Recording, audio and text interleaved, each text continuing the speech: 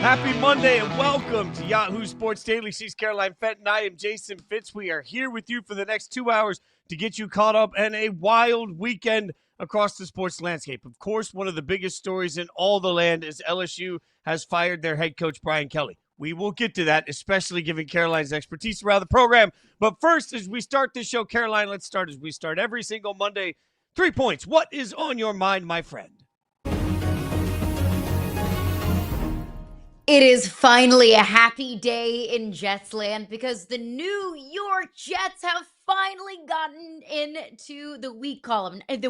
It took 8 weeks, but the New York Jets have finally won a game, taking down the Cincinnati Bengals on the road 39-38 on Sunday after starting the season 0-7. After an absolutely brutal showing after another, the Jets have finally broken through. And it took a 23-point fourth quarter, a Breece Hall touchdown pass to seal it, and Breece Hall added 133 yards and 2 touchdowns on the ground. The Jets had a fantastic day on the ground, 254 total yards, 7 yards a crack. Justin Fields had a great day, throwing for just shy of 250 yards. I mean, the Jets put up a total of 502 yards. It was an exciting day, I know, for Jets fans. And Justin Fields spoke with the media after the game and talked about how emotional of a day it was. He said, quote, "It's been a lot for me emotionally and spiritually. When I was on the field, I was damn near about to start crying, not because we won, but because of the goodness of God." I have to give Justin Fields a whole lot of credit for being so vulnerable, for expressing his emotions, for showing all of us how difficult of a season this has been for him and the New York Jets franchise. I think it's a very refreshing reminder that these are human beings, that Justin Fields, with how much flack he has gotten, for how much criticism that he has gotten all season long. Now, granted, a lot of it has been warranted based off of his play, but it was a reminder that he is a human being living out the childhood dream that he has always had. I think it was compounded, the emotion of the day, finally breaking through, finally getting a win, finally getting into the win column, was compounded with the news that we learned early on Sunday of the passing of former New York Jets center Nick Mangold, a franchise legend who is absolutely beloved in the Jets fandom, who spent a decade as the New York Jets center and experienced a whole lot of success in the Jets franchise. Passed at the ripe age of just 41 after complications of a kidney disease, less than 2 weeks after he pled with Jets fans and Ohio State fans, his alma mater, of anybody that could potentially be a kidney match. He was seeking a kidney transplant. And unfortunately, Nick Mangold has now passed. And I think that this is a reminder that football is so much bigger than football, that there are so many bigger things out there in life, and maybe a little bit of a God wink from Nick Mangold and the Jets finally breaking through and winning their first game of the season. So our thoughts and prayers go out to Nick Mangold's family and to the entire Jets franchise and all that loved him. Well said by you, my friend. I will go to my first point of the day, and it's in New York still, with a less than happy result for the New York Football Giants. And this has layers to it. Look, they got their butts whooped by the Eagles, 38-20. You see the score there. A wildly efficient day for Jalen Hurts, 15-20, 4 touchdowns in the process. Oh, and Saquon did Saquon things. But really, the biggest part of this is what you see there. Cam Scatterbo was taken off the field with a dislocated ankle, a difficult injury to watch. And for anyone that saw the replay, you immediately saw Jackson Dart fall to his knees on the field as he realized that his close friend was so severely injured. And that just sort of echoed the way it felt like the entire organization felt the rest of the day. Look, there's been a spark plug, and no matter the result for the Giants, it's been bigger than football. There's been hope, right? Watching Cam and Dart together, you felt like, wait, we've got this tandem that just not only has great energy on the field, but they have a great energy to what they do, and it sort of breathes life into the franchise. Now, all of a sudden, without Cam, you look around and say, can Jackson Dart single-handedly bring that same energy and life? And the answer yesterday was clearly No. I mean, they lose this game 38-20, but then even bigger in the process, you have to just step back and wonder what it means for the most important part of the Giant season, which is answering questions, right? Like I've said coming into the season the entire way that this year wasn't about wins and losses. It's about identifying, do you have the core foundational pieces that you can build your franchise around for the rest of this decade, right? Like that's what you're hoping to discover. Well, while it looks like Jackson Dart could be him, and it looks like Cam Scatterbo could give them that same sort of opportunity at the running back position, I'm now looking at Brian Daboll saying, what about you? Like at the end of the day, development of these young players was probably the only calling card that Brian Daboll could use to justify being the head coach of the New York Giants next year. And now without Cam, and watching them thoroughly just get beat down by an Eagles team that just a couple of weeks ago they beat, and this had all that level of hope to it. Now you're just sort of reminded. It was that sudden punch to the gut for Giants fans that reminds them, no matter how high you want to be on Jackson Dart right now and Cam Scatterbo, these sort of moments between the injury and watching that performance on the field reminds you, you don't have the guy that you can trust to lead your team to football greatness standing on the sideline. Until they get that answered, I don't know how much hope everybody can have about the future of the Giants. So yesterday wasn't just about yesterday. Yesterday was also about the reminder that, yet again, we might be looking at a new combination of coach and quarterback as the league tries to figure out how to make the best of the young quarterbacks that they have. We'll see what it means for the Giants moving forward. But as of today, I feel less hopeful for the Giants than I have in a minute. Let's get to the biggest point of the day, Caroline Fenton, and that was Sunday Night Football. We called it the Aaron Rodgers revenge game, and here's what we missed. It was also the Jordan Love up yours game, and he showed it last night. Like, there's this moment of Jordan Love saying, hey, y'all said I couldn't do it. Y'all said I wouldn't do it. He said I shouldn't do it. Everybody has stacked for years on Jordan Love, and what did he do? 20 straight completions in this game at one point. He was absolutely electric, and the Packers win this game, and in the process remind us they're a better football team. Today, as of right now, they have a better quarterback playing today. Their future looks better. Like, the Packers are in every way better than the Steelers, and they proved it on Sunday night. If last night was everything of, yep, that's correct. That is everything that we thought we knew about these teams, but maybe needed a little bit of a reminder. Good on the Packers for dominating an inferior opponent, because that's what the Steelers are at this point. The Steelers are, let's be honest, they're limited. The defense has fallen incredibly short of expectation. Aaron Rodgers and what he can do for this offense is incredibly limited. So the Packers beat up on an inferior opponent the way that I think we've all wanted them to. We've seen peeks behind the curtain of how dominant and explosive, elite this Packers team can look at times, but they've ebbed and they've flowed and they zigged and they've zagged, and it's been a while, it feels like, since we saw the Packers, beat up on the Lions in week 1 or beat up on the Commanders in week 2. It's been a lot of close games against the Bengals when it shouldn't be close, and close games against the Arizona Cardinals when it shouldn't be close, that finally we are starting to see the Packers continue to break through. And we saw that from Jordan Love last night. I mean, look, over 350 yards, 3 touchdown passes. Jordan Love, last week I said, let's not crown Jordan Love the next Brett Favre, the next Aaron Rodgers. Like, let's slow our roll a little bit on crowning Jordan Love the next great one when we see him struggle at times, when we see him sputter at times, when we see those inconsistencies from him, really, which I think is the root of a lot of the Green Bay Packers inconsistencies.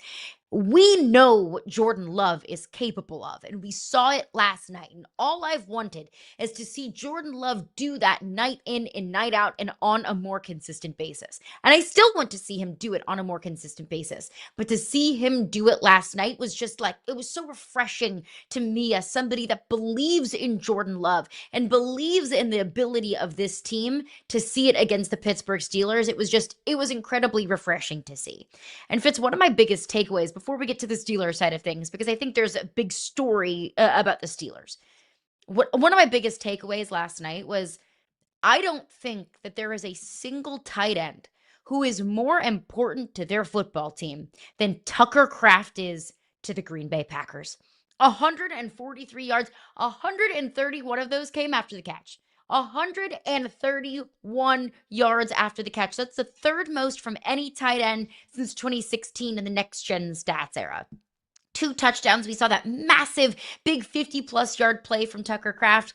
we can talk about Travis Kelce and what he means to the Chiefs. At this point in Travis Kelce's career, he's not as important to the Chiefs as Tucker Kraft is to the Packers. George Kittle into the 49ers. Well, he's always banged up. And the 49ers, I don't view in the same stratosphere of Super Bowl contenders as the Packers are, as long as they continue to get bitten by the injury bug the way that they are. Show me a tight end more important to the offensive scheme as Tucker Kraft is to the Packers, because he was explosive last night and continues to be an integral part of this offense.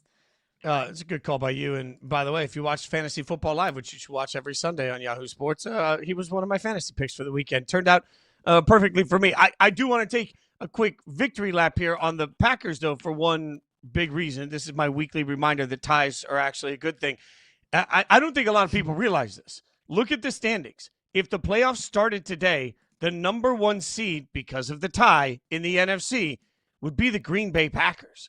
Like the path to the Super Bowl would go through Lambeau if the season started today. If that's not a statement about Matt LaFleur, like you want to talk about coaches that we sleep on all the damn time, like I realize that we love to have our Coach of the Year conversations about the coaches that we love, that, and usually, to be clear, Coach of the Year is a guy that coaches a team that sucks, and all of a sudden they don't suck, and so they get Coach of the Year. But even within this own division, how much time do we spend talking about KOC being a quarterback whisperer? Rightfully so. How much time do we talk about Dan Campbell and the great things he does for the Lions? Rightfully so. People are waiting to anoint Ben Johnson. I don't know if that's rightfully so yet. We'll find out. But in that conversation, you have to at some point turn around and say, man, consistency, LaFleur, a guy that this defense for the Packers is absolutely electric. And then you combine that with the fact that they have one of the best running backs in the league. You just mentioned the importance of Tucker Kraft. They've got some young wide receivers that are explosive all the way. And they have a quarterback that when he plays the way he played last night, makes his team look unbeatable. Like part of this is Matt LaFleur's construction. Part of this is Matt LaFleur's offense. Part of this is the Packers and their defense. But you start looking at the totality of the team, and I think maybe we need to start having a different conversation about the tier of coach that they have, because Matt LaFleur has clearly separated this organization, this team. We talk about the just the ability to constantly put out a quarterback and be successful in Green Bay. Mm-hmm. To me, maybe what we should be talking about is the ability to find a coach that just absolutely resonates with the team the right way, because LaFleur deserves all the credit. I think that's a great point by you, because I don't think that we talk about Matt LaFleur in the same light as Kyle Shanahan. Now, Kyle Shanahan has been to the Super Bowl. Matt LaFleur has not. But it's not like Kyle Shanahan has a trophy case that with a lot more real estate than Matt LaFleur has. That Matt LaFleur is exactly what you just said, the face of consistency. That Green Bay will always be in the conversation. Green Bay will always seem to hang around. And I felt like early on in Matt LaFleur's tenure in Green Bay, it was probably Aaron Rodgers that got a lot more of the credit, more than Matt LaFleur, which I think is fair. I mean, there was more of a sample size of success from Aaron Rodgers than there was from Matt LaFleur. But it's been, 4 years now? 3 years now? However many years since Aaron Rodgers has left the building in Green Bay, and here we are, and Green Bay is legitimately a Super Bowl contender. And now, to your point, the number one seed in an NFC that seems incredibly deep and incredibly competitive. I don't know why we don't give Matt LaFleur enough credit. I don't know why we don't talk about Matt LaFleur in the same light as some of these other offensive gurus. No, he doesn't have a Super Bowl and hasn't been to the Super Bowl. And maybe when Matt LaFleur and the Green Bay Packers finally break through when it matters in the postseason, he'll start to be talked about more and more in that conversation. I think that's really the key. That's what's standing between Matt LaFleur and where he is right now as a consistent coach versus in the elite coach conversation is you have to win and you have to do it consistently in the postseason. But I mean, totally this Green Bay Packers team, I think, is constructed to do that. My only pushback is Dan Campbell hasn't been to a Super Bowl. Kevin O'Connell hasn't been to we put him out there. That's but true. Let's look at the other side of this, because the Steelers may have at this point the most disappointing unit in the entire NFL, right? Like this Steelers defense is a disaster. It's too expensive. Caroline, I think when we look at why the Steelers lost last night, a huge part of it is their defense just flat out sucks, even with some superstars on it. Is there a more disappointing unit in the NFL? Like, I get it. The Bengals offense is disappointing, but there's a reason for that. Joe Burrow is hurt. And yes, I get it. The Ravens defense is a disappointment, but the Ravens are also banged up. No team in the NFL has spent more money on their defense than the Pittsburgh Steelers. And they gave up 360 passing yards to, granted, Jordan Love is a good quarterback, but 360 passing yards, Jordan Love. They gave up 450 total yards to the Green Bay Packers. That the Green Bay Packers defense looked last night like the Steelers defense should look. I mean, the Green Bay Packers got a turnover. The Steelers didn't. The Green Bay Packers were able to get home and sack Aaron Rodgers. The Pittsburgh Steelers did not record a single sack last night. That the way the Steelers team wanted to win games was the defense carried a brunt of the load, so Aaron Rodgers could do just enough to win football games. But Aaron Rodgers can't do more than that because he's just limited at this point in his career. You can't ask a 41-year-old quarterback. I don't care if he's a back-to-back MVP in this league. You can't ask a 41-year-old quarterback to do too much. This Steelers defense is wildly disappointing based off of expectation and based off of investment. The secondary is absolutely atrocious. The defensive front, I mean, how much money are they investing into the defensive front and they weren't able to get home last night? I mean, this Steelers team will ebb and flow as the defense goes. And if the defense looks how it looked last night, I don't think the Steelers team is going to make the playoffs. And you look at the standings, if the Ravens keep winning and the Steelers keep losing, and if the Ravens get Lamar back and the Ravens have an easy schedule down the stretch, I mean, yes, absolutely, there's a path where the Steelers fall out of the top spot in the AFC North. They got the Colts next and then the Chargers. 2 more tough games in a row, which is why I told you before the season started they'd be the hottest starting team in the NFL, and then they would fall off and miss the playoffs. That was my preseason prediction. I'm full of victory laps on this Monday morning because I still feel pretty good about it. All right. Victory laps are being taken by some in Baton Rouge because we had big breaking news last night. LSU has fired Brian Kelly. Shocking to some. We'll break it down for you next.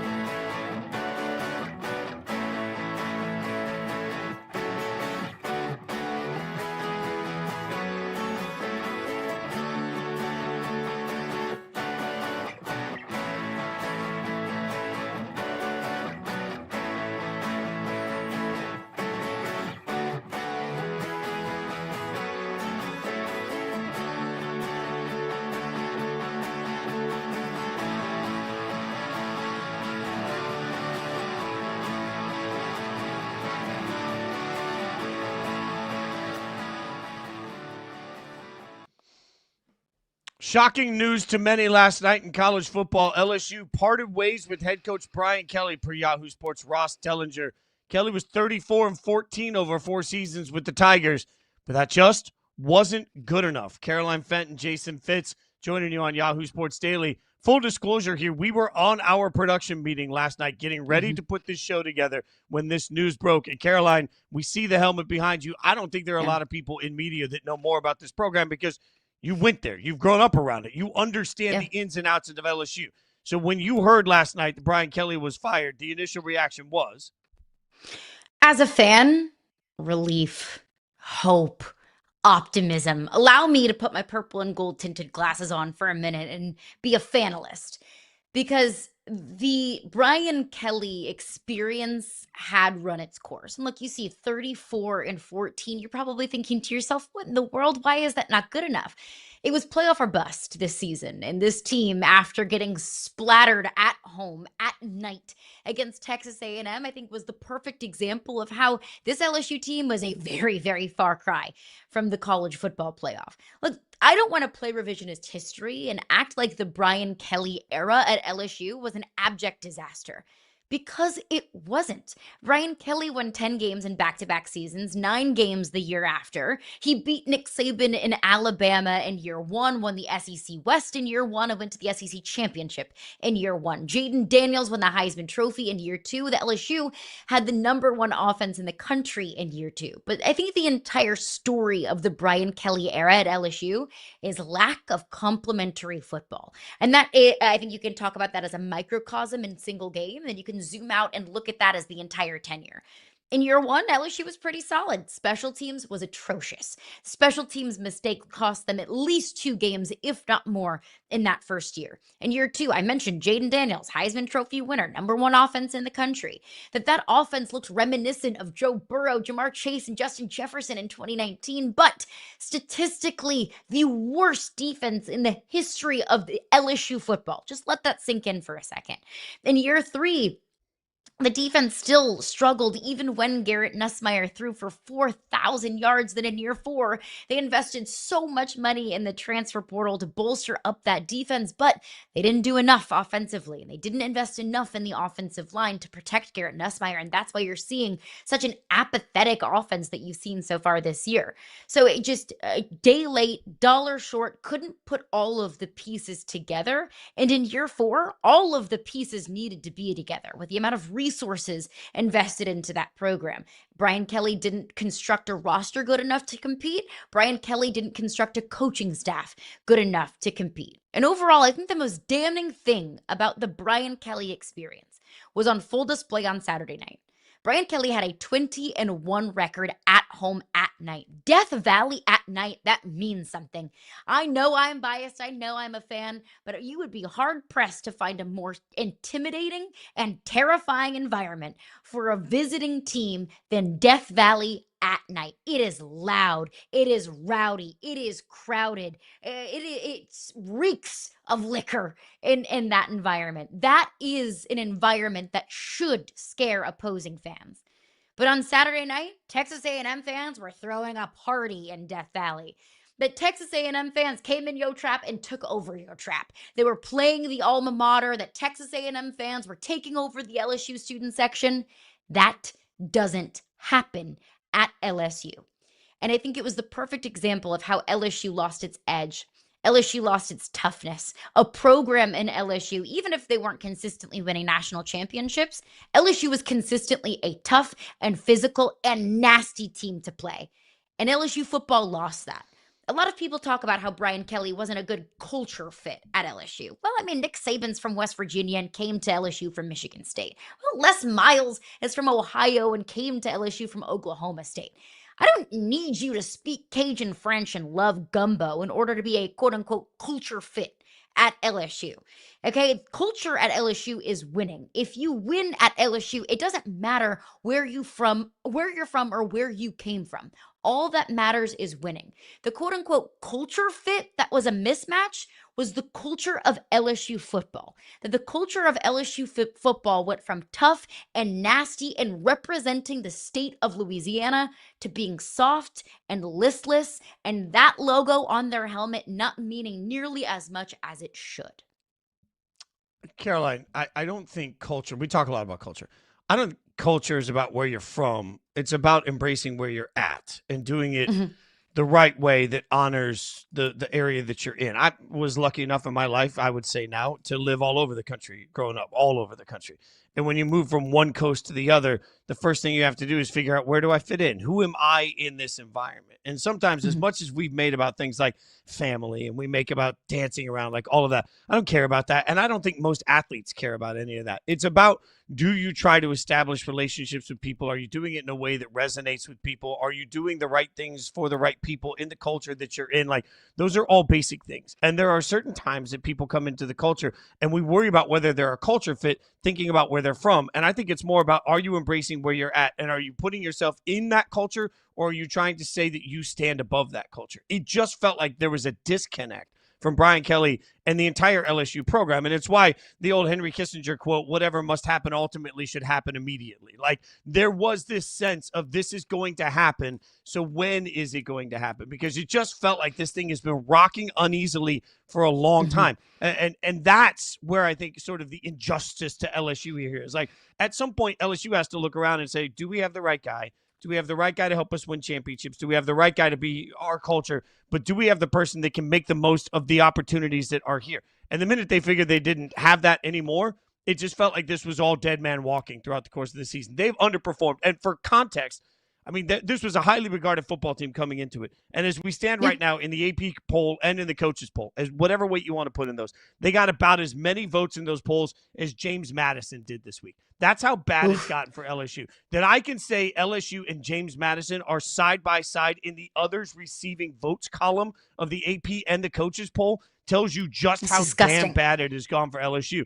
You knew it. That at some point you just knew that Brian Kelly wasn't going to survive this, because it didn't feel like he wanted to, and it didn't feel like he cared. And like, there was a connective tissue to this that just felt like the worse it got, the more it was like, oh, I'm separating myself from it. And that's just never the way you're going to win. It felt phony. And in a place like that, especially a place like that with culture as strong as LSU, if you are phony and if you aren't absolutely head over heels in love and invested into what this program can offer you, it becomes really clear and really obvious. And I think you can go back to the beginning of Brian Kelly's tenure, people that were so important to the fabric and to the DNA of this LSU football program. Tommy Moffitt is one of them. He was the strength and conditioning coach in 2003 under Nick Saban when LSU won a national championship. In 2007 under Les Miles when LSU won a national championship. And 2019 under Ed Orgeron when LSU won a national championship. And that was one of the first things that Brian Kelly did, was move on and part ways with Tommy Moffitt. And if you understand LSU football, you understand how important that man is to that program. So that felt like a misstep. Tommy Moffitt gets a job at Texas A&M to be their strength and conditioning coach. And Tommy Moffitt said he brought a tackling dummy with Brian Kelly's face on it to practice this past week. And what did you see this past week? A tough and physical and nasty Texas A&M football team that played like LSU football used to play. Corey Raymond, a defensive backs coach, who is really kind of the author of DBU, the moniker that LSU so proudly had for so many years. Brian Kelly didn't even reach out to Corey Raymond in the beginning of his tenure. So Corey Raymond looked around and said, okay, I guess I'll just go to Florida then. That Brian Kelly didn't make a conscious effort to connect with the people on his staff, to the people of Louisiana. That there were a lot of reports coming out that the first couple of weeks that Brian Kelly got to LSU, he just didn't connect with people, didn't reach out to people, didn't even have conversations with people on his staff. That is so anti everything that LSU football represents. And so it just kind of felt like it was a very odd start that kind of maybe was a foreshadowing of what was to come. But at the end of the day, the most important thing at LSU is winning, is playing tough, is playing physical, is being in the national conversation. National conversation, and LSU was so far from that when they got out-toughed and out-physicaled by Vanderbilt. Now, there's a really big discussion, big decision now looming over Scott Woodward, the athletic director at LSU, and the powers that be at LSU of who's going to come in next. When the expectation is college football playoff and national championships, who is the right guy to do that? I think that if you're Scott Woodward, the AD at LSU, you call Nick Saban. You call Nick Saban, you make Nick Saban tell you no. You throw him a bag, you say, what will it take to get you here? His answer will probably be no, but you have to make the call. You have to make the call to Dan Lanning at Oregon.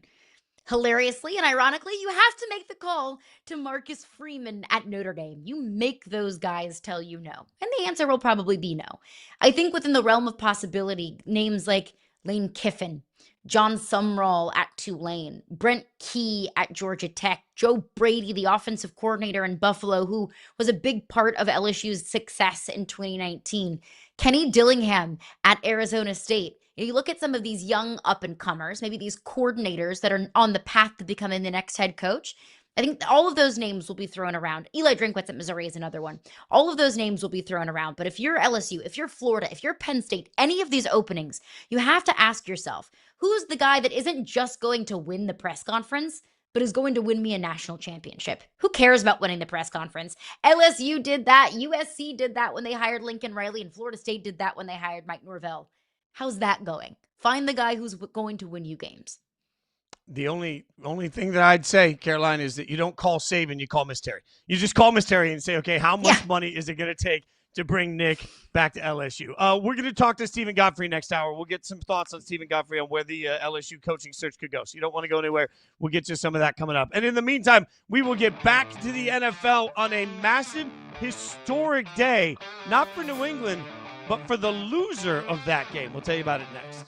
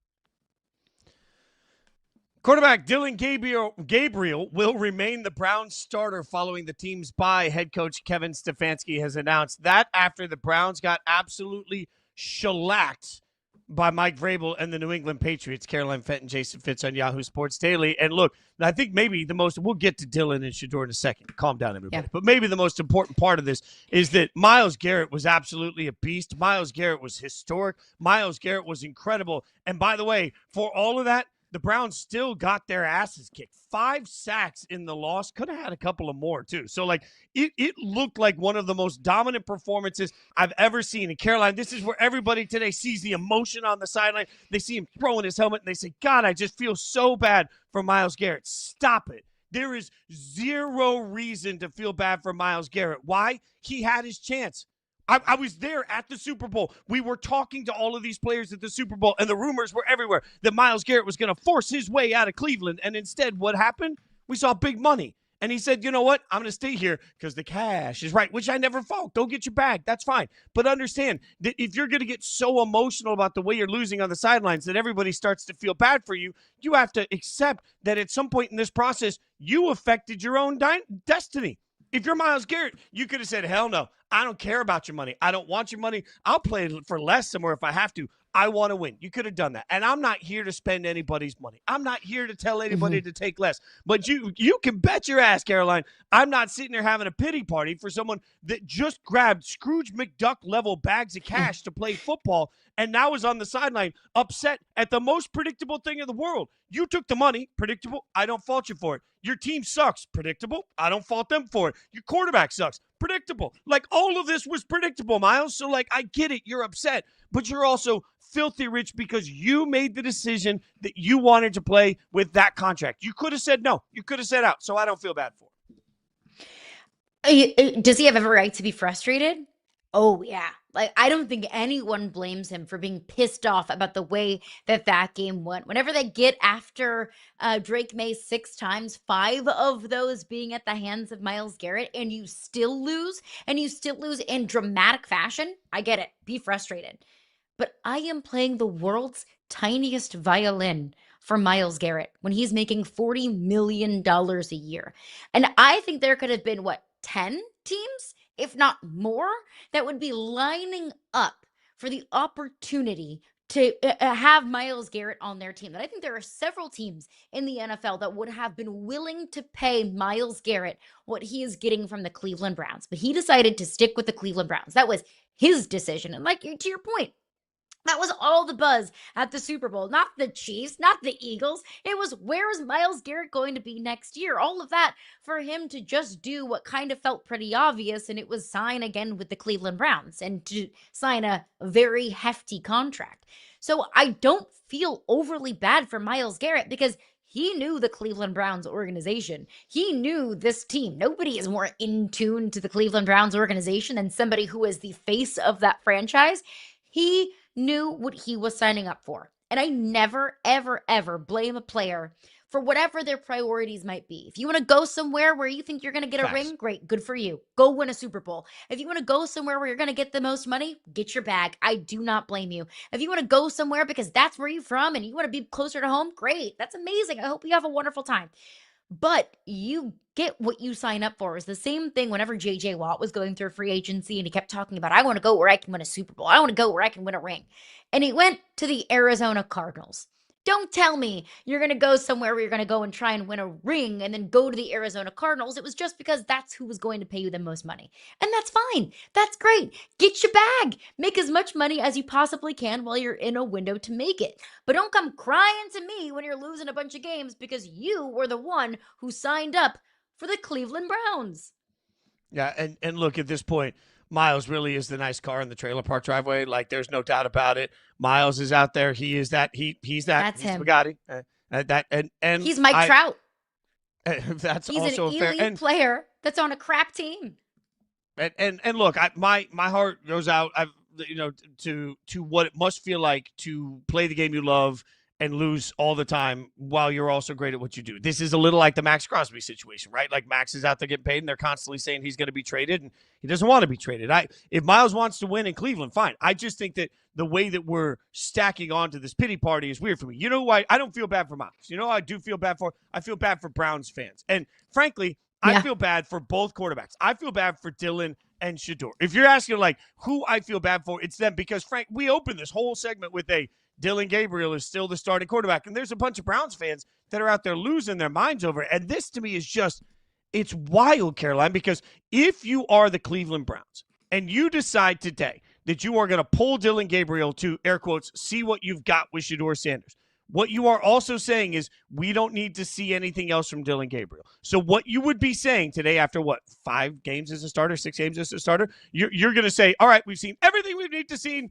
He's done. We are done with Dillon Gabriel. You'd be giving up on your 3rd-round pick. And if that's not your answer, if you say, well, we just want to play Shedeur for a little while, now you're half-ass developing both of them. Now you're half-ass seeing what you got from both sides of the coin. That also doesn't make any sense. If everybody's just sitting here saying, well, Dillon's not winning games, so let's see what we have in Shedeur, what you're really doing is you are abandoning both quarterbacks. So I feel bad for both quarterbacks because no matter what happens, Dillon Gabriel can't win enough for people to stop asking about Shedeur. Shedeur, there's the level of expectation just heaped on him, and he hasn't even played a meaningful snap in this entire process. Like, what are we talking about? So I feel bad for all of them because I feel like in a bubble, maybe they'd have a shot at development. But when we're in this overreactionary knee-jerk every week, well, you might as well just throw the other guy in. That's name me a great Hall of Fame quarterback ever in the history of man that has been developed by a might as well see what you got. We'll do this one for a few weeks, then this one for a few weeks, then this one for a few weeks. That's a recipe for disaster. I do feel bad for Cleveland Browns fans. Like, I think everyone should marry a Cleveland Browns fan because that's loyalty. I mean, like, that's loyalty being tested. I do hear you on Dillon Gabriel 100%, and I agree. Like, let the kid learn, give the kid a leash. I struggle with feeling bad for Shedeur because let's remind ourselves he's a 5th-round rookie. How many 5th-round rookies do we really feel bad for in the NFL? But it's just overall, it's a bad situation in Cleveland, and it's been a bad situation to be a quarterback in Cleveland for a long time. But we've been talking so much about the Cleveland Browns, one, because they're kind of a you-know-what show. But the Patriots won. And the Patriots won yesterday in dramatic fashion, 32-13. And Drake May looked fantastic in a win, even in a day when he was sacked 6 times. Drake May just looked so cool and calm and collected. Drake May looks like a vet out there, and he continues to look good week over week over week. And it's clear to me right now that Drake May has leapfrogged Caleb Williams. That I think we're going to be looking at that 2024 NFL draft quarterback class under a microscope. Like, we're going to be talking about that class for 20, 30 years to come. I think Jaden Daniels has already leapfrogged Caleb Williams. You get a crap franchise like the Washington Commanders into the NFC Championship game in your rookie season, you are automatically catapulted to the best quarterback in that class. I think Drake May has done that as well. Where we're still waiting for that breakthrough from Caleb Williams, we're seeing it week by week from Drake May. I have covered the NFL draft every year of my career. And the funniest thing that I will never forget about that quarterback class is everybody I dug into, every insider, every reporter, every person I could talk to around the team told me the same thing, because certainly everybody was looking at this quarterback class. And what I kept hearing is that there was no trade offer in the world that would be accepted by any of the teams picking in the top 3. I heard that consistently. Over and over and over again, I heard there's nothing that you can offer the Bears that will get them out of 1. There's nothing you can offer Washington that will get them out of 2 because they believe in Jaden Daniels. And by the way, there's nothing that you can offer the Patriots that will get them out of Drake May. I think we're seeing why.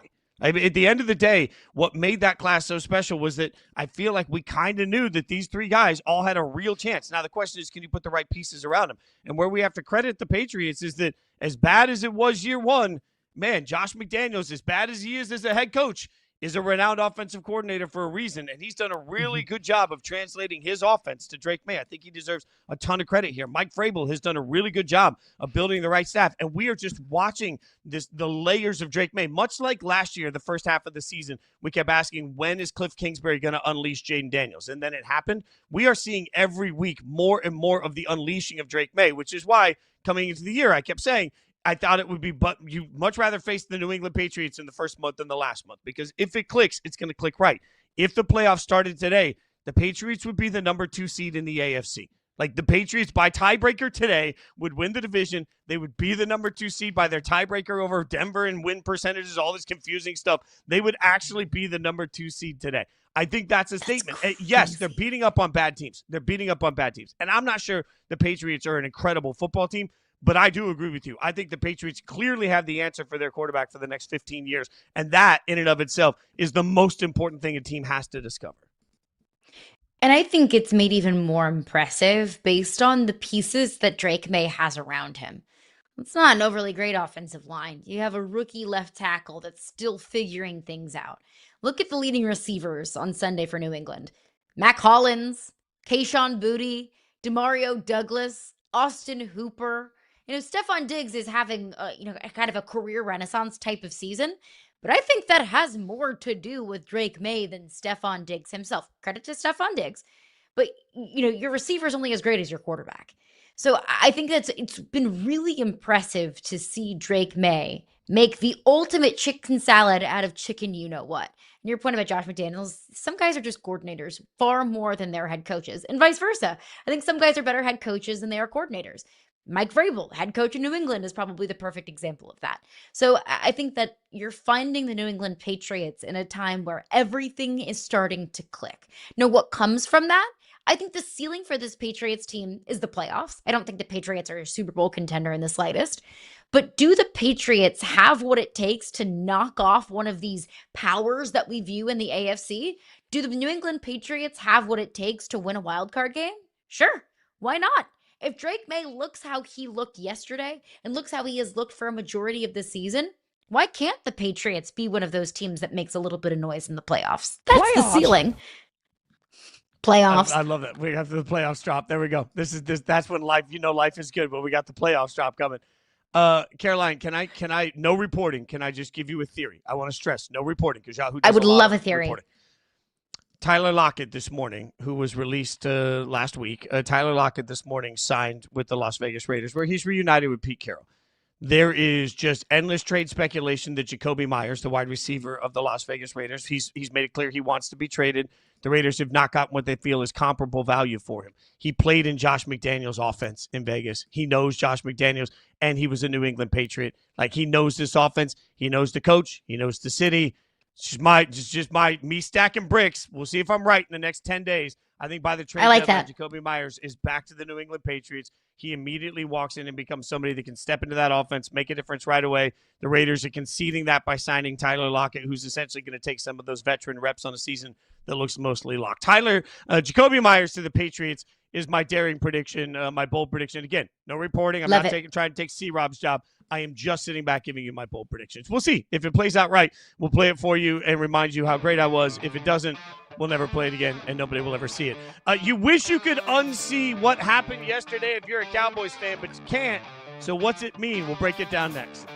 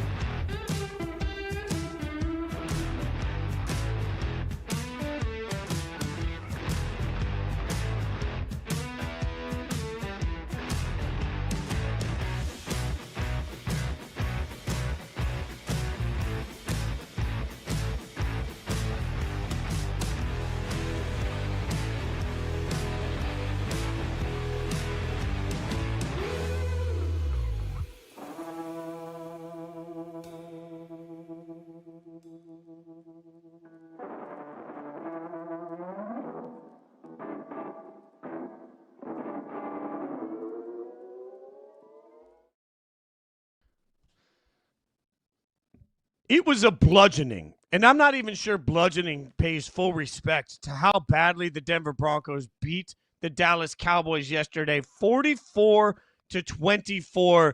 My bank account is completely empty. It was one of those days. I thought it was going to go the other way. I cannot say loudly enough, Caroline Fenton, I was wrong about this game, and I'm still trying to figure out Denver. I'm trying to figure out how a team that is 6-2, like, they've had some big moments, and they've had moments where Bo Nix looks great, And then they'll have moments like the opening drive of this game where Bo Nix throws a slant late and behind. It gets picked off, and you sit there and say, well, that's Bo Nix. Like, I can't figure out the Broncos. 6-2. They're too good not to be good, but I don't know if they're good enough to be great. I can't figure them out.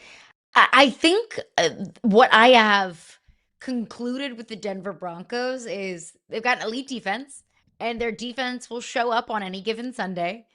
And it just depends on which iteration of Bo Nix you are going to get. That Bo Nix can be so wildly inconsistent, but also look so great at times. And maybe that's just part of the Sean Payton experience that we're starting to see some of these things click for Bo Nix. He opens the game, the third play of the game. Bo Nix just throws an absolutely brutal interception, which the Cowboys turn into 3 points. And I'm thinking, great, like that's how the Cowboys win this game, is you continue to give that offense opportunities. You can continue to give Dak Prescott opportunities, and then it's too much for this elite Denver defense to overcome. But then the Broncos get the ball back, and Bo Nix leads a 5-play, 74-yard touchdown drive. And that was really all she wrote from that point forward. Bo Nix was just on fire and firing on all cylinders. So I think that's what it is, that we can't figure this Denver Broncos team out, that we can't quite figure Bo Nix out. You just kind of have to hope that the defense holds it down enough for Bo Nix to figure things out, to have a 30-plus point fourth quarter against the New York Giants, and that's how they win football games. So this Broncos team is wildly difficult to figure out. But Fitzy, talk a lot about this Dallas Cowboys defense. And the defense was disappointing. This defense is disappointing.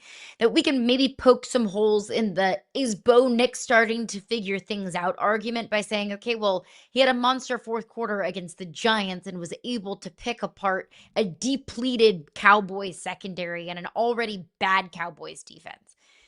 But we knew this defense was going to be disappointing, didn't we? Like, we already knew that this Dallas Cowboys defense was going to be, absolutely brutal and absolutely miserable. We knew that.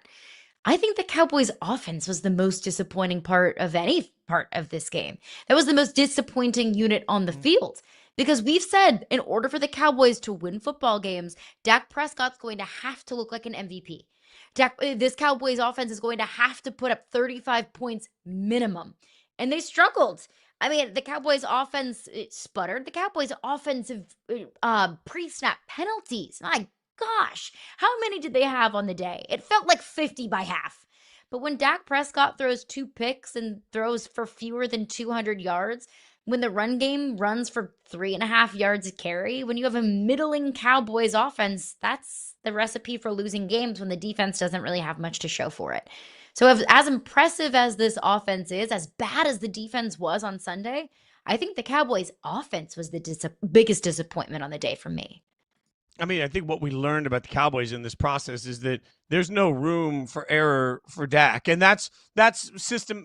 It's based on the way they're built. This is not breaking news, right? Like, understand the way the Cowboys chose to build this team. And I think Jerry Jones saying afterwards, look, no one player is going to fix this defense. Like, I do think that there's truth to that. As much as we all sit here and say, man, you really need a pass rusher, go out and do something.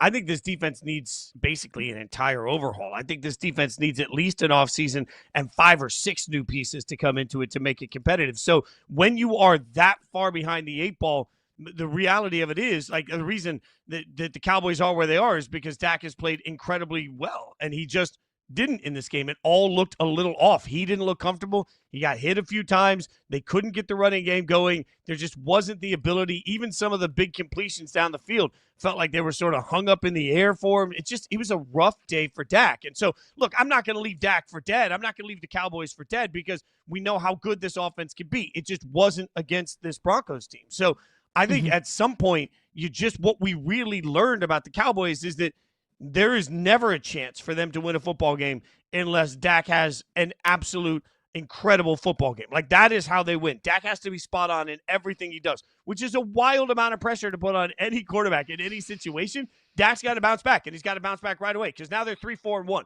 So at 3-4-1, there's a lot more urgency. We feel much different about this team at 4-3-1 than we do at 3-4-1. I think there becomes a level of urgency that you've got to hope Dak doesn't press through because it's all on his shoulders. Yeah, and that's not sustainable. We've said that for several weeks. And I didn't want to, rain on the parade of Cowboys fans that were enjoying the offensive fireworks that we've been seeing in Dallas. But I said it before, I will say it again. Dak being, expected to throw for 350 plus 4 touchdowns and put up 40 points a game, that's not a sustainable brand of football. It's a wildly exciting brand of football, and it's been very fun to watch, but it's not sustainable. And that's why I can't trust this Cowboys team to really do anything. But anything of, substance at least. But looking at in terms of trust, when we talk about trust, we have several teams at 6-2 in the standings, Fitzy. The New England Patriots sit at 6-2. The Denver Broncos at 6-2 after a win over the Cowboys yesterday. The Philadelphia Eagles are 6-2. The Tampa Bay Buccaneers are 6-2. That's a great record. I mean, those are some of the best records that we have in football. I think those are tied for the second best records in football, besides the one and only Indianapolis Colts sitting at 7-1. But still, all those teams at 6-2, I don't feel like I can trust any of them. I mean, you can find the but on all of them pretty easily, right? Like, and to be fair, the fact is, I just said that New England plays a cakewalk of a schedule. If you look at the Broncos' schedule, their wins are over the Titans, who suck, the Bengals, who suck, the Eagles, that's a great win, the Jets, who suck, the Giants, who suck, and the Cowboys, whose defense is awful, and the Cowboys look like trash. So, I mean, that's 5 of their 6 wins right there. But if I want to downplay that, then I have to also acknowledge the Broncos still have 2 games left against the Raiders, who suck. And you just look across the board, the Broncos are going to get to 10, 11 wins. Like, they're going to get to 10, 11 wins. Do I trust Bo Nix in a playoff game? My God, no. No, like, if we're talking about trust, you mentioned Drake May earlier. Like, if I today have my choice between Drake May and Bo Nix, it's not even close. I'm taking Drake May. So I trust the Patriots more, I think, because of the quarterback situation, but I'm not sure I trust any of these teams to actually be sustainably good. Like, do we trust any of these teams to actually go to the Super Bowl? I don't know. If we're talking about trust, the Eagles, the Broncos, the Bucks, and the Patriots, I trust the Eagles because that's a benefit of the doubt that they deserve. Sure. And because they can beat you in so many different types of ways. Hey, hot take, I trust the Eagles. So we'll throw them to the side. I trust the Buccaneers. I don't. Thank you very much. That's my hot take of the day. Thank you. But with the Bucks, I know they've been totally beaten up, and injury can sideline anyone's season. But with Baker and the amount of offensive weapons he has, and the division that they play in, I trust the Bucks. So throw them to the side. Kind of comes down to the Broncos and the Patriots. I trust Drake May far more than I trust Bo Nix. But defense wins championships, Fitzy. I trust Sean Payton far more than I trust Mike Vrabel. I trust this Broncos defense far more than I trust this Patriots defense. I trust these skill position players in Denver, I think, more than I trust the skill position players in New England. I mean, there's no more important position in sports than the quarterback, and I trust the Patriots quarterback more. But I trust everything else in Denver. So when it comes down to trust, I think I trust the Denver Broncos more. I think. But I don't feel overly confident in that take. I also think, your coaching point is an important one here. Sean Payton has done such a good job of keeping Bo Nix level, right? And, one thing that I think all of us have talked about, but during his college time, Bo's home and away interception splits were staggering, meaning at home, he really never threw interceptions. On the road, he threw interceptions all the time. I talked to him about it when he was getting ready for the draft process and tried to ask him what the difference was. And he's like, I don't know, just bad luck, bad situation. I kept looking at it thinking, how do you fix that in the pros? Well, Sean Payton has fixed it by keeping Bo Nix incredibly level. Like, Bo Nix, to your point, throws just a staggeringly dumb interception on the first drive and then comes back in the next drive and looks like all of a sudden he's one of the best quarterbacks in the NFL, right? Like, the ability to put it behind him and keep moving forward is huge for Bo Nix. Like, I think the hardest part when we talk about trust is, you're right, I trust everything more. But at the end of the day, do I trust Bo Nix in a big game at the end of when we need it? Do I trust him to make the perfect throw or the wrong throw? Because I don't see very often where we get out of New England a bad throw from Drake May. It is rare that we see a pick where we're like, what the hell was he looking at? But that does happen for Bo. So while I trust, you're right about everything, I still think that, I don't know, the trust I have in the quarterback to execute is what makes this wild. We'll keep breaking down the trust as we try and figure out how to make sense of a wild Monday of overreactions. But coming up next, We got more to get into, including, I don't know, we haven't even gotten into the World Series. But the question is, who's the most blockbuster athlete in sports? It might not be Shohei.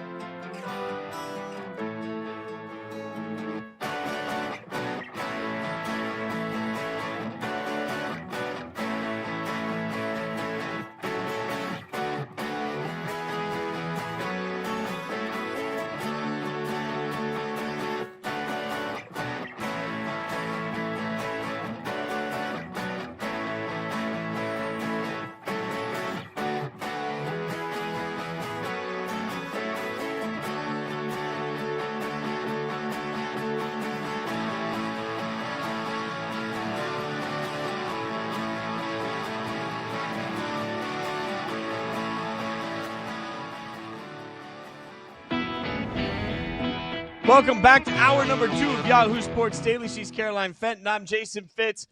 We're getting through a lot, but we're going to start this hour like we do every hour, my friend. Let's start with 3 points. What is on your mind, Caroline Fenton? News updates. Some news on the hardwood. Luka Doncic will be out for a week. Now, Luka has been off to a red-hot start, showing off that skinny Luka body. He scored 92 points over the first 2 games of the Lakers season. That breaks Jerry West's record for a franchise most. And Luka will be taking a quote-unquote team-mandated breather. He's a little bit banged up, and the Lakers understand that February and March is far more important than what happens in October and November. So he'll take at least 1 week out with a finger sprain and a leg contusion, and he will be reevaluated once that week is up. So no guarantee necessarily that Luka will be back after 1 week, but take the week, take a step back, take a breather, and then we'll reevaluate after 1 week. But when he does come back, can he keep up the pace that he's been up? As a rest for a week plus perhaps going to create some rust, or is rest going to be pivotal and integral for Luka's comeback and for Luka's success and sustained success for over the course of the entirety of the season? I don't know why anyone would necessarily expect anyone to keep up a 46 point per game average. Look, Luka is going to have nights where he has a couple of duds. Luka's going to have nights where, God forbid, he doesn't put up 40 points a game. That does not mean that the sky is falling. Of course, LeBron James will come back and he'll be able to shoulder some of that load whenever he comes back after, being a little bit banged up to start the season. But when you look at how Austin Reaves was able to hold down the fort in both Luka and LeBron's absence, you look at the Lakers win over the weekend, a 127-120 victory over the Sacramento Kings, and Austin Reaves puts up a career best 51 points in that effort. I think that's what makes and can make this Lakers team so intimidating. When LeBron's out, Luka can do it. When Luka and LeBron are out, Austin Reaves can do it. And that's following up a 20-plus point performance when Luka was on the court in the Lakers season debut. So perhaps this Lakers team showing far more depth than maybe we initially anticipated. Congratulations to all those degenerates out there somewhere. Somebody had Austin Reaves 50-plus points last night. Somebody somewhere had that. I can feel it. Enjoy your cash. I know. Yeah. Enjoy your Plan enjoy your new that farm trip to that you're Vegas. buying. Yeah. Yeah. Yeah, just go ahead. You're the luckiest person alive. All right, I'll get to my first point of the hour, and it comes in the form of the NBA. Also, a huge weekend and continues a huge start for Victor Wembanyama. Now, we are the Wemby Show. We are the official Wemby outline. Like, we're the people that are going to tell you every single week that Wemby should be the MVP and is about to be the face of the league. But I mean, look at those numbers. When you look at it he's averaging over 33 points, averaging over 13 boards, averaging over 6 blocks. First player in NBA history to reach 100-plus points and 18-plus blocks in his first 3 games of the season. Those are all incredible. But let me tell you the most important number you need to know, 3-0. Because if we're going to talk about the greatness of Wemby, it will have to come in association with wins on the court. The most important part of this isn't his own individual performance, because I will guarantee you, if you haven't already seen the top plays from SportsCenter today, he's in them. He's in them every single day, and he's going to be all year long. This isn't about whether or not he can create highlights. It's not about whether or not he can create moments. It's not about whether or not he can make us say, oh, my God, over and over and over again, because that's exactly what Wemby's going to do night in and night out. The question is, can the Spurs win enough games that we are forced to pay attention? That's why, to me, the most important number isn't the points. It's not the boards. It's not the blocks. It's not the steals. It's not any of that. The most important numbers are the wins on the court. The Spurs are 3-0, and the more games they win with Victor Wembanyama playing this way, the more it will force absolutely everybody to pay attention to the guy that is doing something absolutely transcendent, doing something absolutely generational, and doing something we've never seen before and may never see again. That is the glory of 3-0. Speaking of transcendent, let's get to the top point. And it comes in the form of blockbuster athletes. See, today is a big day on the sports calendar. We'll get to all of that, but it's a big day on the sports calendar because tonight, not only do we get baseball in the NFL at the same time, we're used to that's the equinox, pause, but not only do we get the Monday Night Football and we get the World Series, we get Mahomes and we get Ohtani in the same night, which then has me just wondering, like, Caroline, who's more blockbuster? Like, who's more, oh, my God, who's more phenom? Who's more, I can't do anything right now because this person is on, I have to watch them? I think it's Ohtani, and frankly, Fitz, I don't even really think it's close. That's not to take away from the greatness that is Patrick Mahomes. That is not to take away from the fact that I love to watch Patrick Mahomes look like a wizard playing the game of football. But there has never been anyone like Shohei Ohtani. We may never, ever again see anyone like Shohei Ohtani. You're looking at a sport with as much history as the game of baseball has, and Shohei Ohtani just a couple of weeks ago, just over a week ago, put up probably single-handedly the greatest single performance that we have ever seen in the history of the sport. What Shohei Ohtani is doing and has done is nothing short of remarkable. So I don't want to take anything away from Mahomes. But once Mahomes retires, we'll have another Mahomes. We had a Mahomes before Mahomes. His name was Tom Brady. We'll have another one, and we'll have even more, and we'll have even more. And we will eventually have the conversation of not just is Mahomes the next Brady, but who is the next Mahomes? I don't think we will ever have a legitimate conversation about any player that plays the game of baseball that comes close to what Shohei Ohtani is doing and how unprecedented it truly is. Look, no shade to Mahomes, but it's Ohtani, and it ain't even close. So I think you're right. It is Ohtani. But we're also a little bit apples to oranges with tonight. Like, part of the reason we feel this way is because it's Ohtani in the World Series.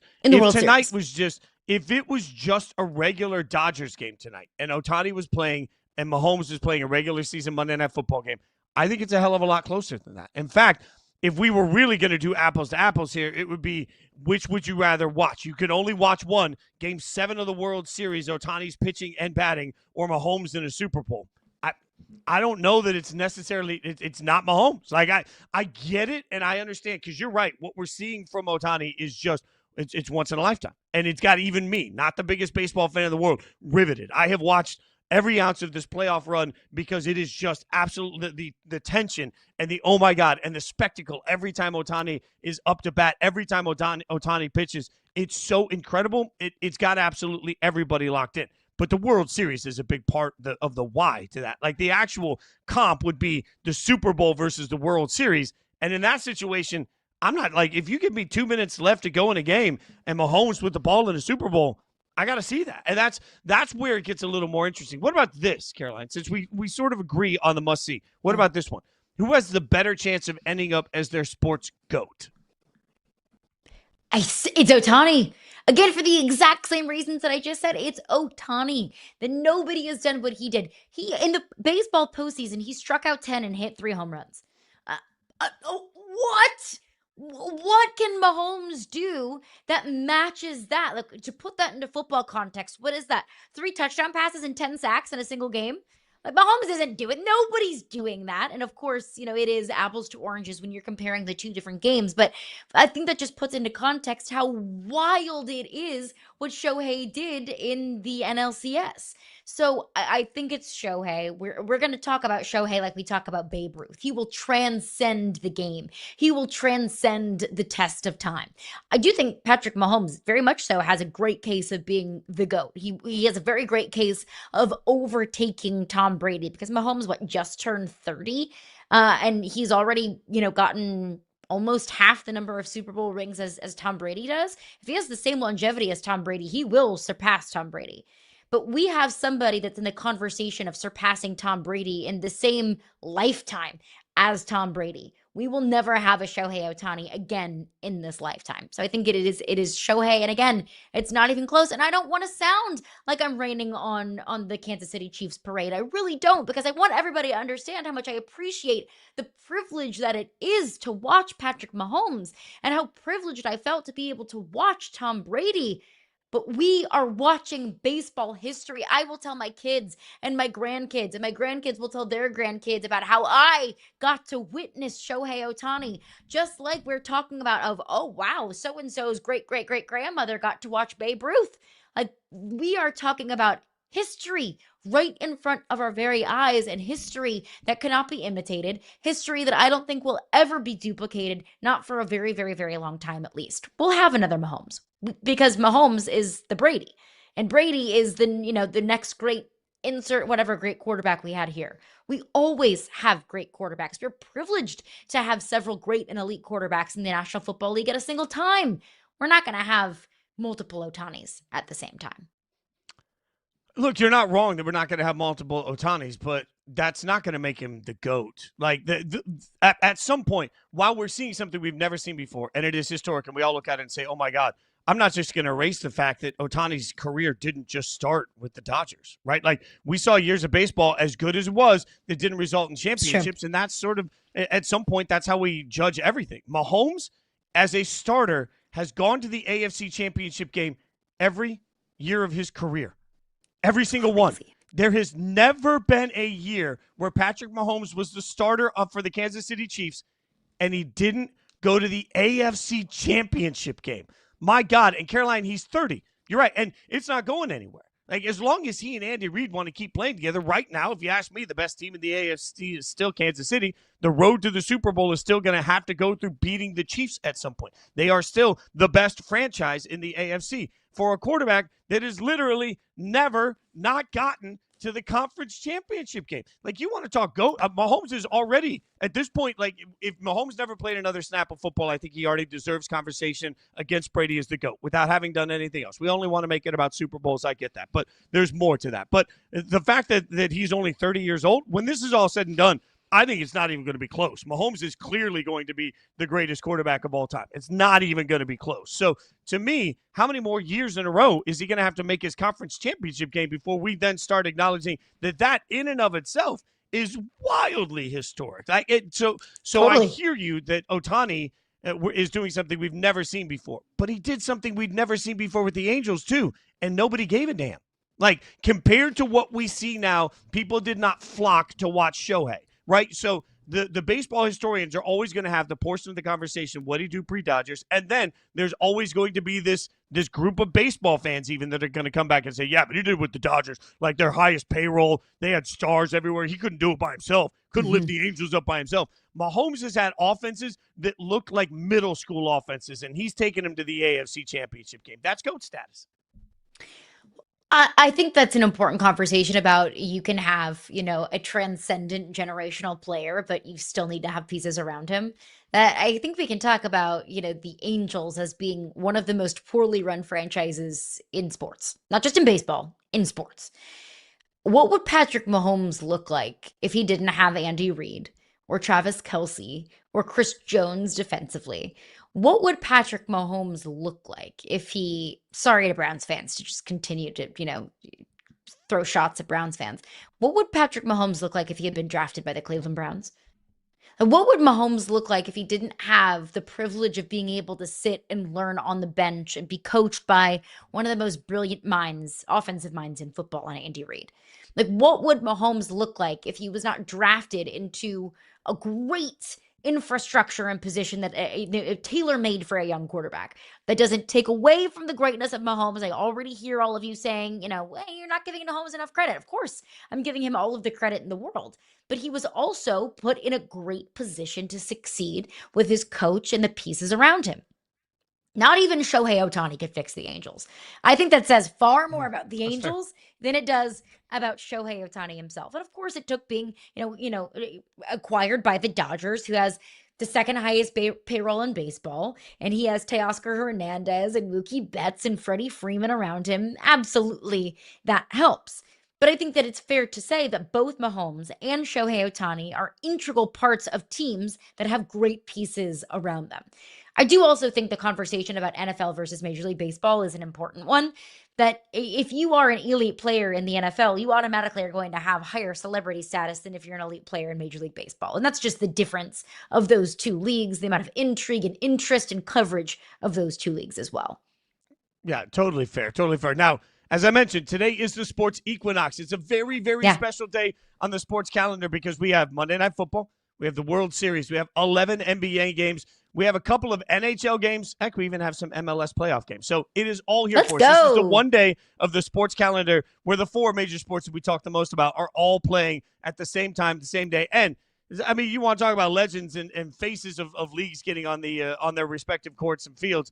Sidney Crosby will be on the ice. We got the Penguins. We got the St. Louis tonight. So big matchup still for Crosby, right? So let's include him in this conversation of greatness that's going to be on display tonight. Sid the Kid, he will go down as one of the greatest to ever do it. I just do wonder, as we enter into the NHL season, what is Sidney Crosby's future? And is it, in fact, in Pittsburgh? Everything that he has said has been, I want to finish out my career in Pittsburgh. He just inked a new 2-year deal. He is 38 years old. But right now, I mean, the Pittsburgh Penguins have missed the playoffs the last 3 years. And the 2 years prior, they lost in the first round. Like, yes, Sidney Crosby was such a massive part of those back-to-back Stanley Cup teams. But at this point, how much can he really contribute to a Penguins team that doesn't look like it's poised to not just make a run in the playoffs, but to even make the playoffs? So I do wonder, one, what is Sidney Crosby's future in this sport? Does Sidney Crosby get to a certain point in the season where he is like, look, I know I have a year left on my deal, but I'm done. I'm 38. I can't do it like I used to.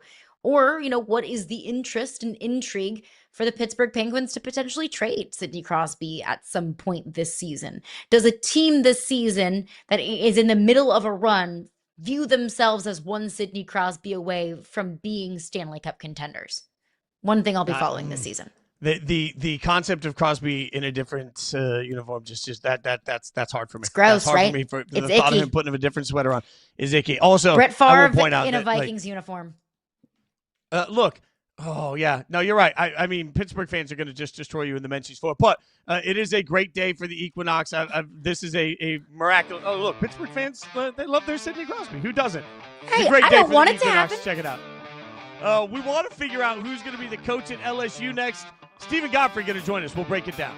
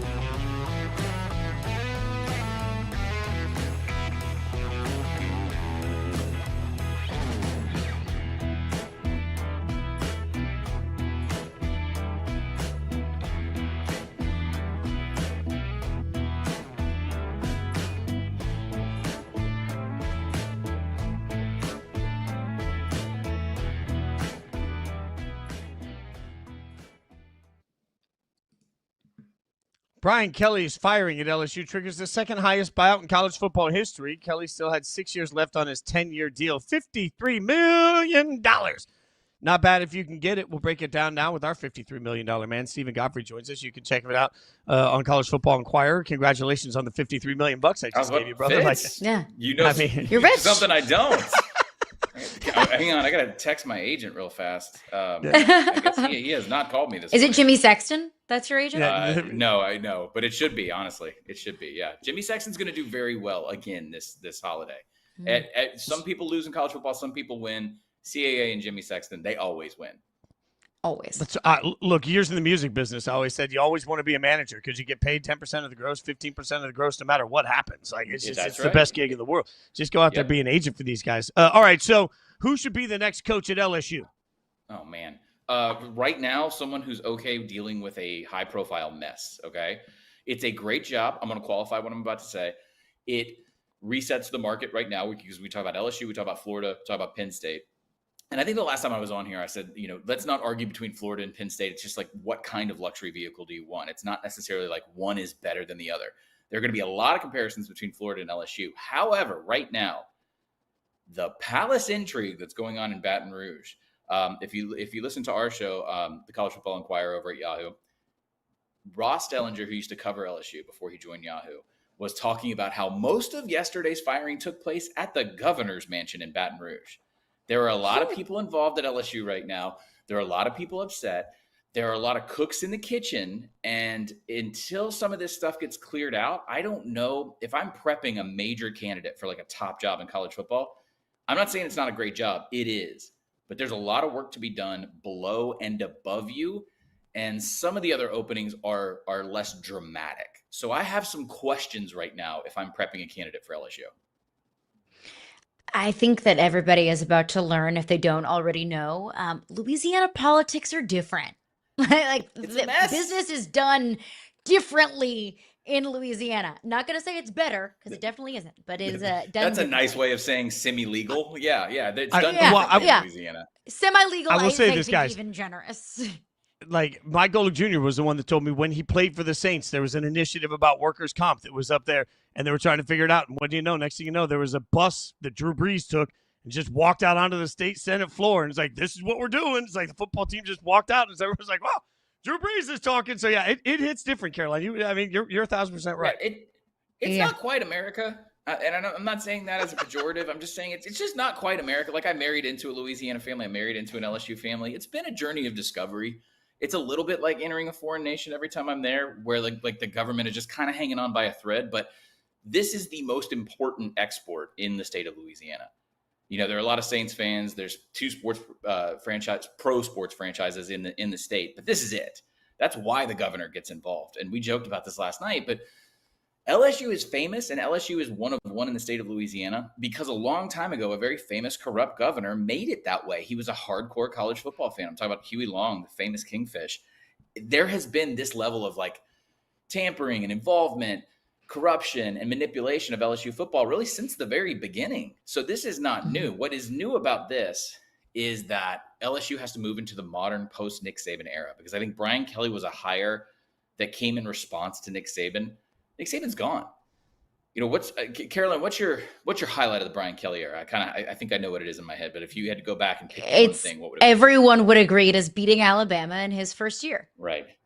And the value of that has changed so dramatically, right? I think the firing came because they have a bye week, because some things were imploding, because there was actual like real-time acrimony and indignation, and people getting really angry in the luxury suites on Saturday night against A&M.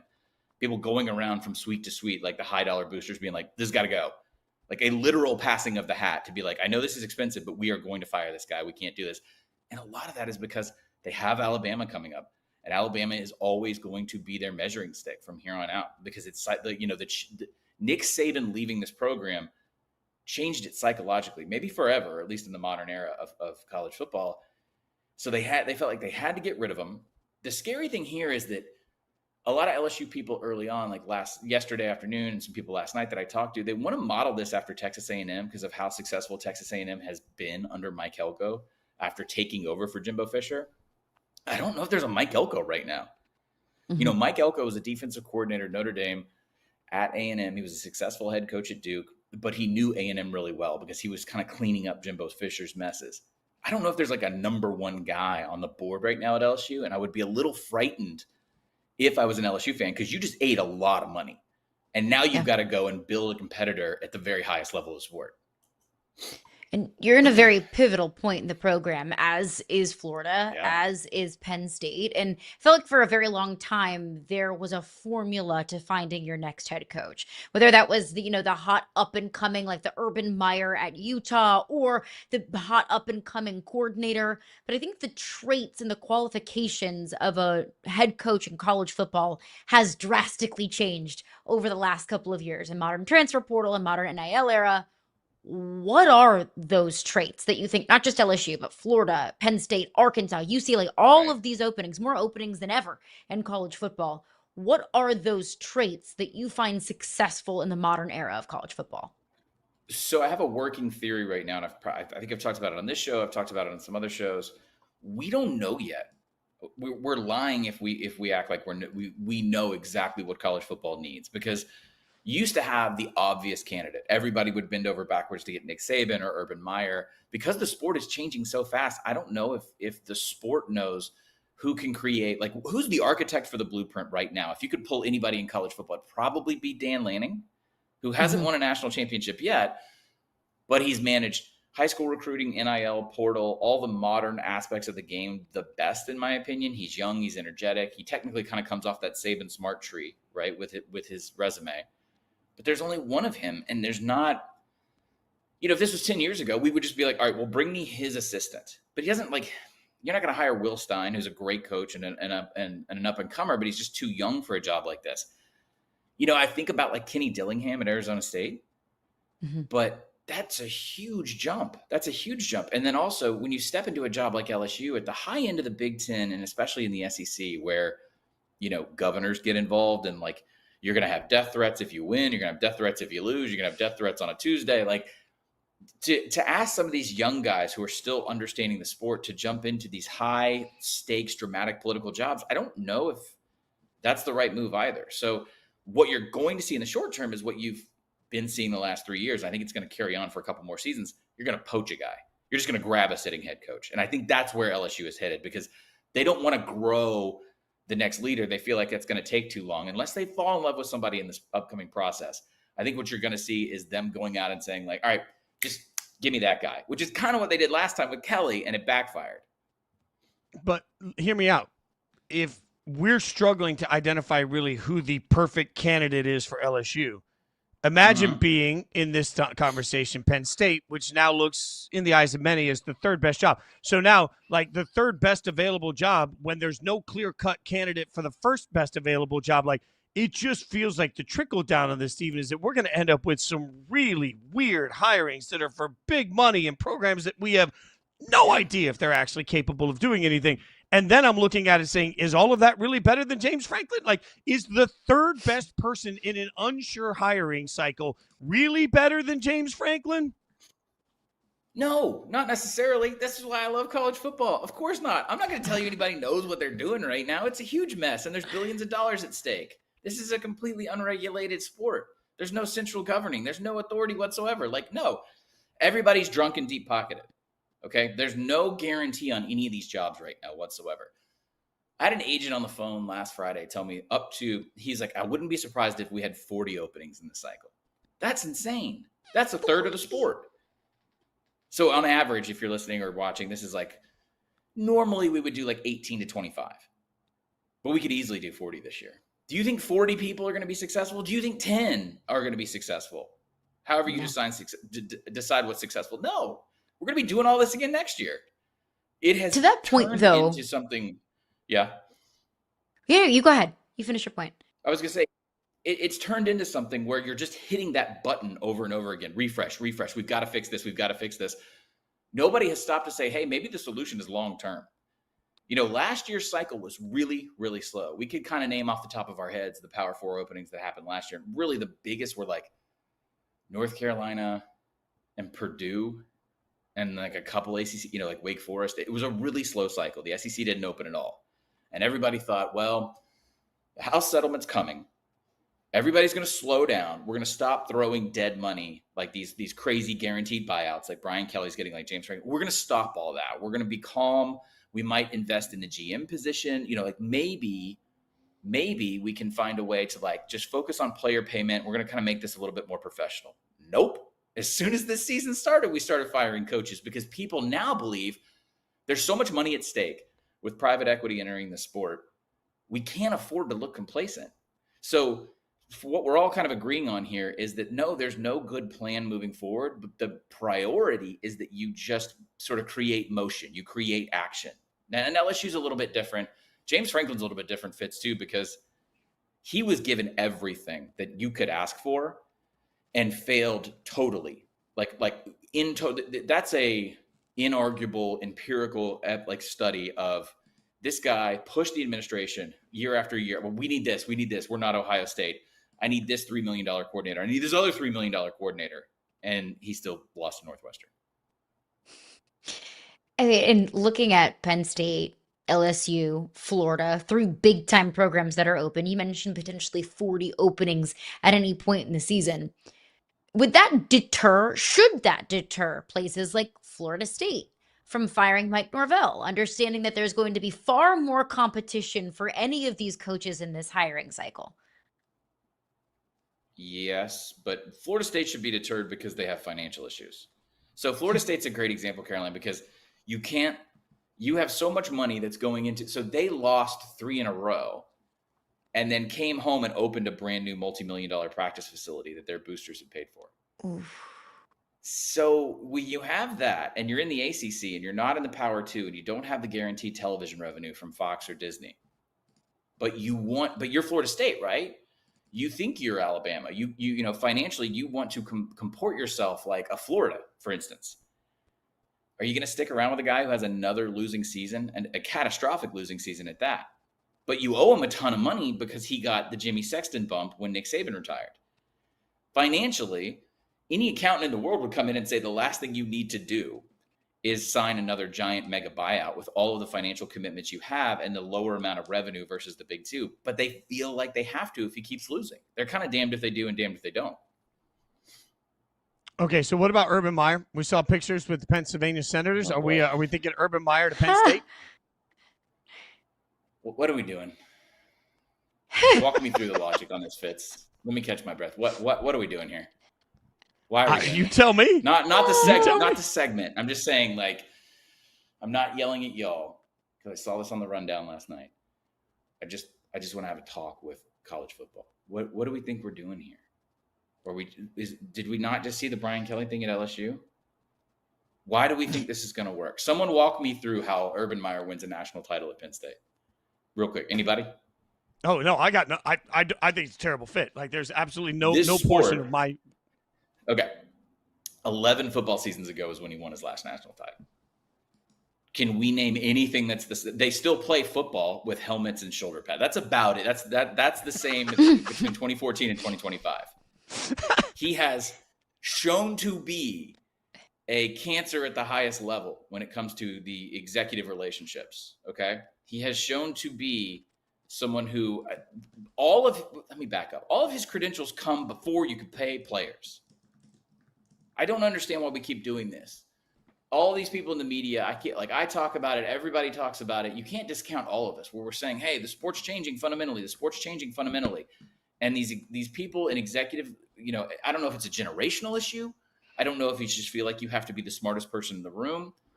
These guys who gain success, Nick Saban retired. He said he was done. I have to pay players now. I have to deal with people and their NIL and how we're going to manage. I'm done. I quit. My legacy is done. It's not like he wanted to go out with a loss to Michigan. But if Nick Saban, who's a better coach than Urban Meyer in the same time period, right? Is the superior choice, says, nah, I'm out, dog, in his sort of Nick Saban way of talking. Mm-hmm. And we're going to go back to Urban Meyer. Can we stop giving Urban Meyer attention? Why are we doing this? Stop. He's not going to do it. He's going to draw you out. I feel the same way about John Gruden. Yes. Oh, God. I mean, that's beyond parody. That's it. No one with a Barstool show is going to be a serious candidate for a head coaching job. Sorry. This is not going to happen. Speaking of that, is Steve Sarkisian a serious candidate for an NFL coaching job? So the interesting thing about that was on Saturday, the report comes out. I'm going to play nice. Andy Staples on our show always makes me play nice with all my colleagues. We're going to be nice, okay? Single reports happen all the time, right? Oh, I've got this news that so-and-so might be doing X. I've done that before. We've all done that. I don't think I've ever seen Jimmy Sexton, CAA, Ed Marinovitz, come out with like their official logo and be like, nope. I've never seen that. So there's a number of things that could have happened there. I think what happened was the athletic report probably came from the NFL side, the league side. I feel pretty confident in like picking this apart, reverse engineering it. And if there was interest in Sark's part, he didn't want that out now. That's probably the most generous interpretation I could give. I think what's possible as well is that you're talking in NFL circles and his name is sort of put up more in the hypothetical sense. This guy was on a bus on the way to the stadium in Starkville when this happened.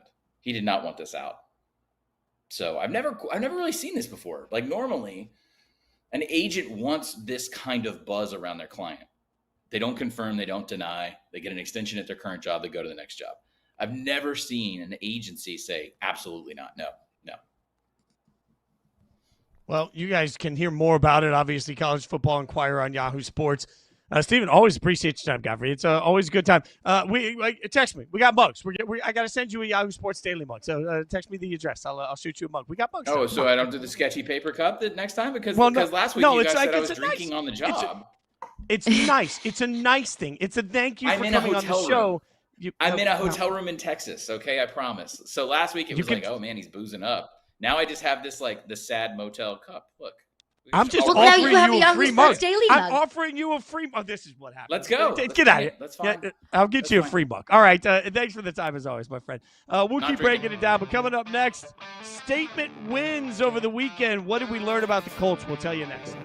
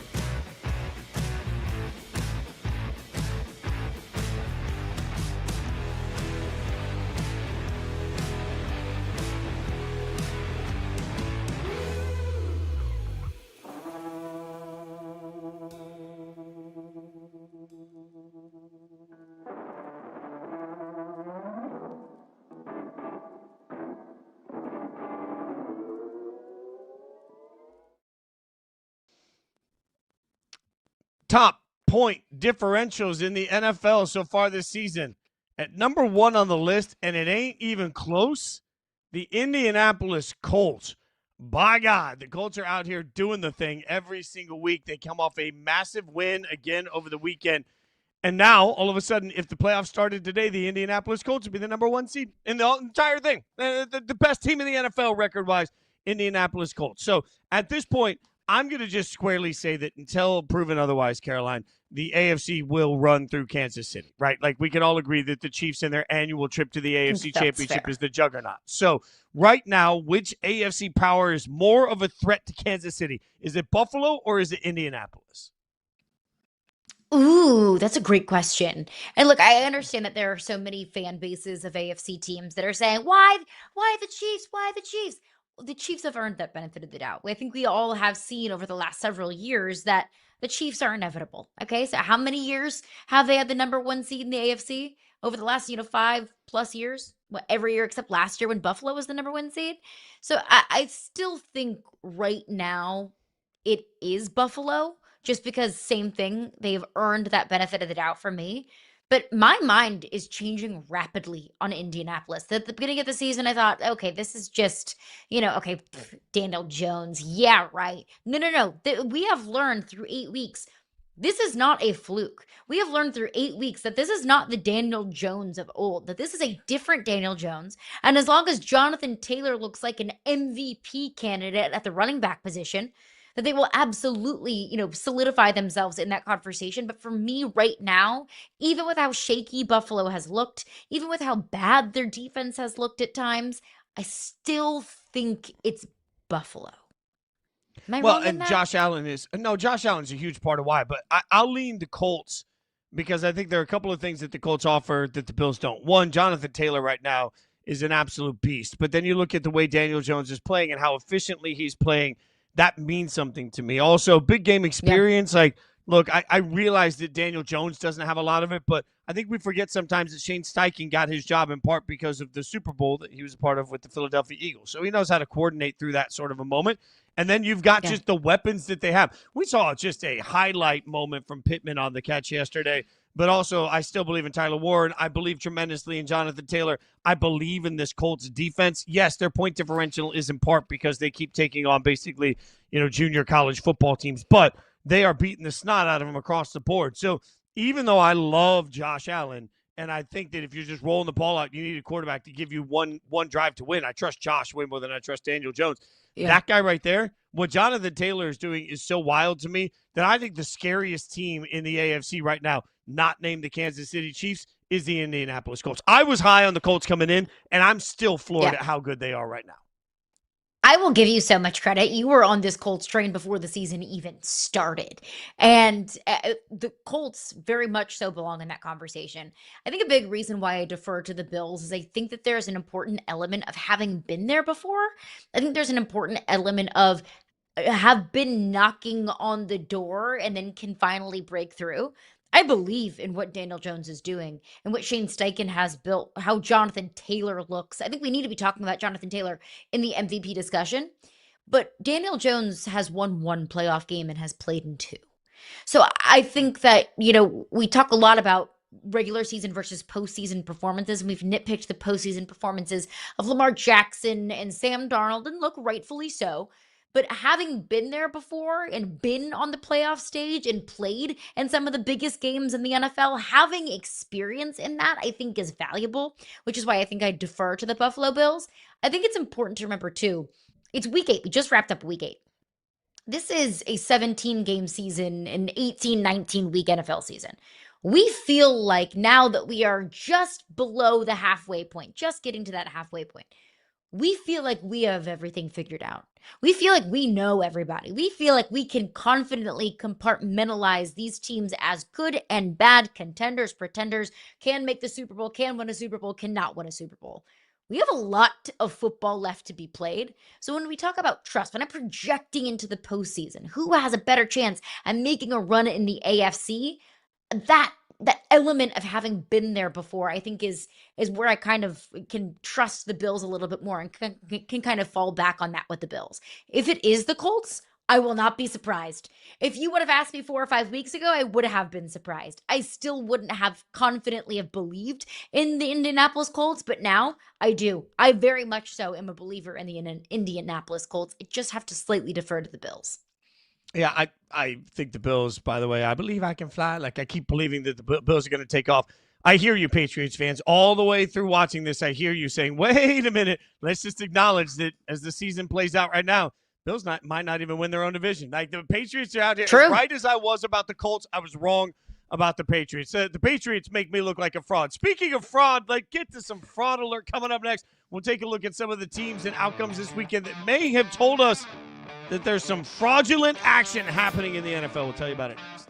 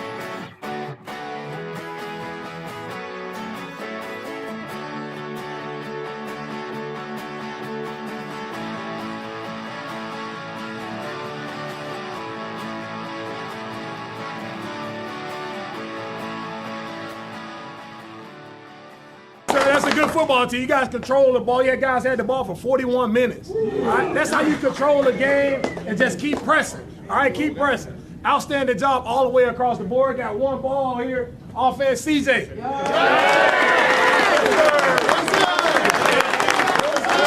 Outstanding job, bro. Outstanding job. All right, over 300 yards passing, 2 touchdowns. Like, great decisions all freaking day, man. Keep it going. Keep it going, man. Absolute dominant performance. Time of possession, as you heard, 41 minutes, 22 seconds. CJ Stroud just out there being CJ Stroud here. The Texans just whoop up on San Francisco. So the question, Caroline, Fenton, Jason Fitz, Yahoo Sports Daily, is this San Francisco fraud alert, or is this credit to Houston for you? It's credit to Houston. It is. Credit to CJ Stroud, because I think yesterday's performance against the 49ers was easily one of his best of his career. And there's a very strong argument to be made that it was the best of his career. I mean, that was a dominant win over a good team. So credit to the Texans. I want to take nothing away from the Texans win yesterday. But wasn't this bound to happen for the 49ers? Didn't we see the writing on the wall at some point? Didn't we feel like the shoe was about to drop at some point for this 49ers team? When your 2 best defensive players are out for the season with injury, and when the rest of your roster has been and continues to be riddled with injury up and down the roster, including your starting quarterback, didn't we feel like a clunker like this was inevitable? And don't we feel like there are more clunkers to come? So credit to the Texans. I can't call the 49ers frauds just because they are so banged up and they are so injured. But I think we know with how banged up and how injured they are, none of us expect the 49ers to really do anything of substance this season. And if they do, then prove me wrong, and credit to them. So credit to the Texans, but also we should have seen this coming for the 49ers at some point. Yeah, for me, it's credit to the Texans, and weirdly credit to the 49ers that they even fooled everybody into thinking they could remain competitive with Mac Jones. Like, Mac Jones isn't a starting quarterback in the NFL. Like, Mac Jones is a guy you get because you didn't get the guy that you wanted, and so you just sort of put him in and hope you can address the quarterback situation later. I know we've seen some resurgent moments from Mac this season, And we've watched it and said, wow, can Mac make it in this league? Is he better there? I think what we were reminded of today is how much credit we need to give Kyle Shanahan and the 49ers for their ability to develop Mac Jones, even in this short term, to get them some wins. So I think the fact that we're even asking this question is weirdly credit to San Francisco, but you're right. San Francisco can't be anything unless they're not healthy. What about the Falcons, who just absolutely, I can't figure it out. Like, the thought of Miami dominating anybody, as broken as it was, the thought of Miami dominating anybody to me was stunning. Miami wins 34-10. I don't know. I just keep looking at this saying Kirk Cousins needs to get that $100 million back. Like, remembering that Kirk was signed to a $100 million contract, presuming that he'd be the starter for 2 years. We can't just suddenly make it up now like he sucks. Like, he got that deal because they thought he would beat their starter for a couple of years while they waited on Michael Penix. And now we're at a spot where it's like, oh, God, Kirk Cousins is in. Like, give the $100 million back. Hey, that's not Kirk's problem. It is not Kirk's problem that the Falcons signed him to that deal. That is squarely the Falcons' problem. I hope that Kirk Cousins is out there somewhere doing snow angels in his millions of dollars because, look, he got that contract, whether he deserved it or not. That's not his problem. That's their problem. It was not on my bingo card that the Miami Dolphins could even put up 34 points, much less win in that dominant of a fashion. Yesterday, though, I think that was more indicative of anything can happen on any given Sunday, more than it is a resolution or a conclusion on either of these teams. I still think the Dolphins are an absolute train wreck. I still think even in just a gross and ugly loss, the Falcons have reason for optimism. You know, with Bijan Robinson and Drake London, that 1-2 punch at, running back and wide receiver, I think is really special. I think that defense has the makings of being really good. There are just going to be times and there's going to be days and there's going to be Sundays where you don't look very good. So overall, I don't take too much away from this other than Kirk Cousins no longer a starter in this league. Yeah, it's like the opposite of the last game. I'm not giving Miami credit. You beat a terrible Falcons team on this Sunday.